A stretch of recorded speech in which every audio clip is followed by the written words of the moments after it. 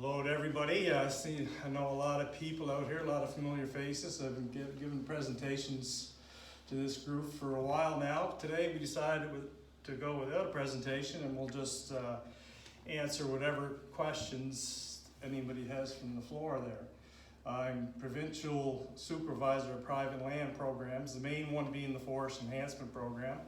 The one that's been a busy program here, we're going into our fourth year here, is a carbon capture tree planting program, and another one is a hedgerow program.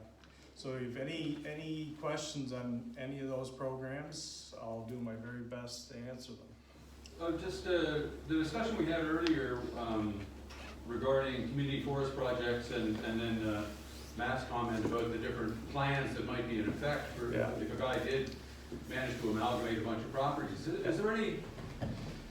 Would there be the possibility of something like the Forest Enhancement Program creating an umbrella category for groups that came to them with a conglomeration of woodlot owners who wanted to take advantage of management but didn't want to be hindered by their current situation? Well, I think if a group of landowners came together and they're all private woodlot owners and they're all from the same location, we definitely get the support of the Forest Enhancement Program. It's probably better if there's one consultant preparing a plan for the whole group of properties instead of spreading them out to 3 or 4 different consultants. That would probably be the best way to go, and all our incentives would be available to that group as they would as individuals applying for the program. If that answers what you're... Yeah. Just a sort of a marriage of all those different plans somehow, so that they weren't one wasn't stepping on the other's toes. Yeah, I think if you have one consultant, then you can do that, but the landowners would have to come down and agree on the landowner's objectives, right? Because that's the biggest part of the plan. A management plan is required for all our forest enhancement program projects. The consultant will sit down with the woodlot owner and go over their objectives and see what they want to do for their woodlot. So that'll be at the end result of the plan will be based on what the woodlot owner wants. So if there's 10 different landowners and they all want different things, then it's going to be almost impossible to do that. But if you get a good group of people all in the same area and people that know each other, I'm sure it probably could be done. Haven't seen it done yet, but it could happen. Go ahead, John. The incentives, where we had it, they're now been increased. Is that true? And are they up? Is it now? It's up and going. It started 1st of April. We had got the incentives approved, so we had a nice jump in a lot of the incentives. So the amount of what it's going to cost the program probably this year alone with our increases is an extra $85,000. So, but with that $85,000, we got an extra $150,000, which will definitely compensate for the $80,000 or whatever, and then we'll have that extra money left to do more things. Our biggest problem right now is the money is great, and I love seeing more money coming in, but we don't really have the contractors out there to do all of the work. Like Marcel's crew last year were bombarded with planting trees through the carbon capture tree planting program, and it left at the end of the day our enhancement program. We weren't getting our silviculture work done as readily as we did every year, other years. But we still did a pretty good job and spent most of the money, and landowners still got their benefits from the program. But it's going to be nice to see if we can put some program together over the next bunch of years to increase the amount of contractors that we have working, because our contractors are getting older, and it's not easy work. It's work that you want to get some young fellows into that were, just go to school, didn't feel like going any further, maybe get into farming for a couple of years, did some hard slugging, hard work, and get out there into the woods and then try to, get trained and learn how to do these different treatments. There's money to be made, but it takes a couple of years. You could ask Marcel, it takes 2 or 3 years for someone working on the end of a brush saw doing pre-commercial fitting or plantation cleaning or whatever to get good enough at it to actually make a good living.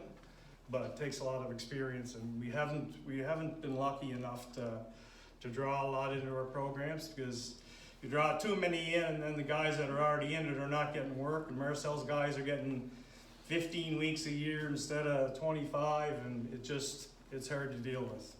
Yeah. Bruce, your amount of trees that you have for planting, like in this season, is it up? Our numbers this year are the same as they were last year.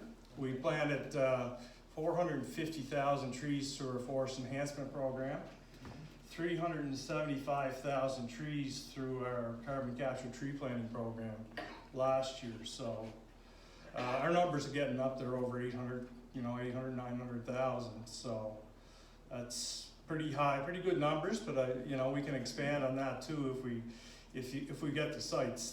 The carbon capture sites haven't been really hard to get. Kelly put something in the paper, an ad in the paper there last week, and the phone's been ringing off the hook right now. And I know with Marcel and his crew up west, they know all the landowners up there, so they know if they have fields that are not being farmed, or if they're a little 5-acre field that the equipment's too big to get into the farm anyway. It's just sitting there, and they got 100,000 areas for 100,000 trees there just from working over the winter, pretty much. Somewhere around there, Marcel? Mm-hmm. Yeah, so, and we haven't done that as much east. It's a little harder draw there, but it's something that there's going to be a coordinator hired here sometime soon. That's their total job will be going out there and finding sites and informing people, having meetings, attending meetings like these, and just telling people, the advantage of tree planting for carbon and everything else. And we should be able to keep drawing on that and being able to plant a lot of fields in the future. We get quite a bang for your buck for doing that. It doesn't cost the landowners anything, and it's really positive. So all those trees that you're producing, Scott, are they mostly spruce and pine? They are right now for the carbon capture program. Them two species are the species of trees that grow well in the open field sites. Yeah. So we're doing that now, but we're taking every client that gets trees planted through the carbon capture program. They're becoming part of the forest enhancement program as well. And our goal is to go down in 4 or 5 years' time and go in, you're always going to have mortality, and go in and plant them areas with like climate species, like getting in there and putting some white ash and red oak, and we get lots of red maple on PEI, but you can put some of that in there too. People, there are trees that are going to be around for a long time in the future, and that's what we're doing, and that's what our plan is. Watson? Yeah, you partly answered it, Scott, I guess, but could you explain the process of how trees are selected for planting in the greenhouses? The species, I mean? Well, we deal with landowners all the time, Austin. Once a consultant goes out and prepares the plan, there'll be prescriptions in there. There could be block harvests in there, strip cuts, or whatever. But we deal with the landowners, and you got to go by the silvics of a tree. You can't just plant a tree anywhere. You can't plant a black spruce in an oil field, a plantation. They'll do fine for 8 or 10 years, and then they get stressed, get a sawfly in there and cleans the whole plantation out. So we gotta make decisions based on what grows right and what grows where. I know you're probably coming to here is white pine, and should we be growing more of it? Is that something you're thinking? I'm guessing just. No, I'm not suggesting that. No, I'm not. I don't want to complain. I just want to everybody to understand the process of how trees are selected for growth, regarding species. Personally, I'd like to see more hardwoods growing, and particularly long-lived ones, but maybe I'm the only one. So. Yeah, no, you're not the only one. One thing about our hardwoods is you can't just say I'm gonna have 5,000 white ash next year. It all depends on the seed source on the year. Like trees have bumper crops every 5 to 7 years or something for seeds, right? Yeah. There's some years that you don't have anything. So we don't really know exactly what we can have until we know the seed source is there, and that's one thing. And then you gotta get, the landowner's gotta agree to you going in on his property and picking seeds. So it's not all as easy as it seems. No. You can't just decide on tree numbers every year. You do decide, and I gotta tell Mary a year ahead of time on what I want, so. It's tricky, but I think we do the best that we can. Yeah. I'm sure you're doing, I'm not complaining, you're doing a great job, Yeah. but thank you. Yes, Okay, and cool. I'm sure that, as you said, it's every 5 or 7 years that you have a bumper crop of seed. Yeah. And not every species has the bumper crop every. Not on the same years. Exactly, which Yeah. is a good thing. Yeah. Okay, yes, Roxy. Yes, I'm a new guy here, I just moved here from Brunswick. One advantage we got here for hardwoods is there's no moose in here, they call me little trees. There. I just wanted to know, I've applied for a carbon capture tree planting program. Yes. And when do you announce the people who are actually gonna get funded for that this year? Well, yeah, a good question. Program's gonna be starting here pretty soon. Probably first week or two in May. Everybody's running right now, and for every landowner who applies for the program, I have to look at that application, and then also, it depends what part of the province where they're living, or their property is located, I should say. There's 10 different regions across the island, and we would hope to have a technician for every region, but we don't right now. But that application would go out to that technician from our department. They would go out and talk to the landowner, look at the site, and then talk to the landowner about what's best for that site. So you'll be hearing sometime soon. Like all the applications come into me. They come into me and Mike Monty. Mike's not with us now, but we would sit down and we'd evaluate every project based on what the technicians had wrote on their little write-up of the area and what was there prior, whether there was crops in it, whether there wasn't, heavy grass cover, heavy grass matter, whatever. The decisions are made then, but they're gonna have to be made sometime soon. And do you expect you'll be getting more than requests for 175 hectares? That's tricky to say, and there's a good start up west, but east we don't really have. There might be 20 hectares. Yeah. Go ahead. Okay. Roddy? Sorry, John. Your job. Scott, as you know, I have a fair amount of red pine. Yes. Yeah. You talk about white pine. Yeah. But 40 years ago, I planted this, Yeah. and they're beautiful, tall trees. Yeah. Where is the market? There is no market.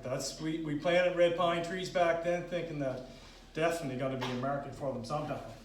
And 10 years, when they're 10 years old, there's definitely going to be a market for them sometime. And there just never was a market. There's a small market for red pine. I know Frankie McAree has since 500 cords, I think for every spring to some place in Truro, but I'm not. We don't have markets really, and that's why landowners sometimes they just steer away from like planting pine, red pine and white pine. They don't want white pine, and I try to every plantation that I planted since I started, I plant 12% mix of white pine. Then you're going to get you can talk landowners into that, and then you're going to have a good solid seed source for white pine in years down the road after the harvest happens. You don't want to plant all one species and go in there 50 years later and cut it all down again. Then you got to replant it because you get nothing supply the seed to have stuff coming back in again. So we try to leave in our plantations now when we plant them. We try to leave at least 15% of alternate species. So we'll end up with seed sources and stuff. So we don't end up having to clear cut and start all over because it costs a lot of money to do that. How about Scotch pine? Anybody interested in Scotch pine? Right opposite Glen there, yes. Yeah, Dorothy, you're next. so we just had a little work on in the fall, Stephen Wolf worked for you, right? Yep. Yeah, and Matt Bouchard. Anyway, as I was figure out how to manage the system. I felt like there was a little bit of a lack of information available to somebody who doesn't really know enough. Okay. They did a pretty good job educating me, but it did seem like I would love to see a lot more hardwood. In talking with other folks, it sounds like as the climate is shifting, we're gonna have more of a New England hardwood forest here in the next decades. Are we planning for that as we go forward? Because it seems to be all spruce. Yeah. And that's the seed stock availability, that's the seedling availability. Yeah. And very little other choices unless you want to go pay privately from other places. Yeah. Are we working towards what we think is likely to be the eco habitat here for coming decades? 'Cause Yeah, well, as I mentioned earlier, we try to mix in that white ash and red oak and red maple. Hardwoods they're hard to get established early. I don't know why, but they must have a more succulent taste to them or something, because rabbits, it's hard. If you're gonna manage them species, then I think we gotta get out there, and we're gonna have to have guards for them when we plant them and stuff like that. And that expense there is gonna fall back on the landowner who really wants that type of management. I think we all want it, but are we all gonna reach into our pocket and try to make it happen, right? I mean, the enhancement program can't pay for everything. Right now it's 10 cents a seedling. That's practically nothing for our planted trees. So landowners are gonna have to bear some of the costs, but I know the ones that really want it will do it.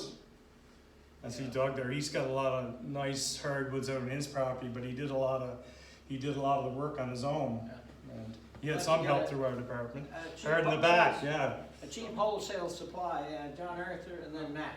Scott, you mentioned it, or this was just pulled at my heartstring, but about fields that are too small or whatever for big equipment and whatever. And Yeah. sadly, that's true. Yeah. And marginal land, like west of Muskosh, a lot of big families raised on land that today is not considered agricultural because of low areas or whatever on it. But Yeah.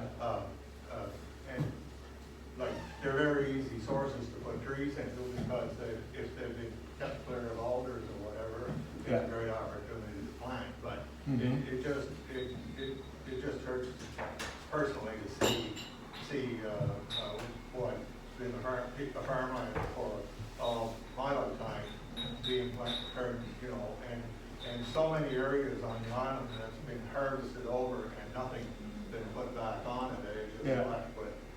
Anyway, that's just my. Yeah, no, I agree with you 100%. Yeah.